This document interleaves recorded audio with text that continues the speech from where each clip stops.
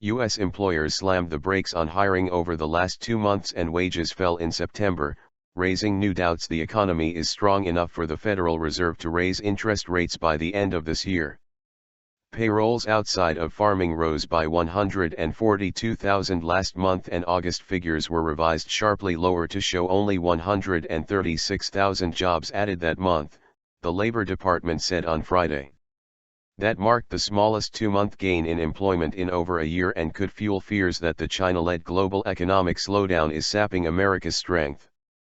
The recent pace of job growth should have been enough to push the unemployment rate lower because only around 100,000 new jobs are needed a month to keep up with population growth. But the jobless rate held steady at 5.1%. The unemployment rate is derived from a separate survey of households that showed 350,000 workers dropping out of the labor force last month, as well as a lower level of employment.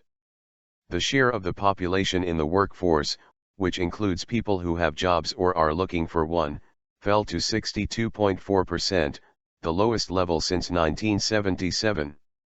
Average hourly wages fell by a cent to $25.09 during the month and were up only 2.2% from the same month in 2014, holding around the same level seen all year and pointing to marginal inflationary pressures.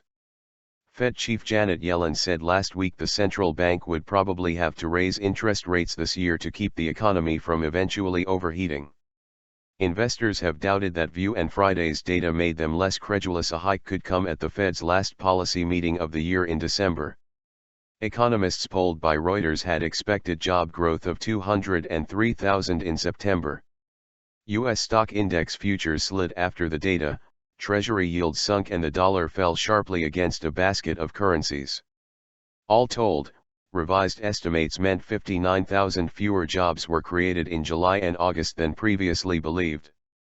One of the biggest lodestones on America's economy was in the commodity sector, which has slowed in part because of weaker demand from China.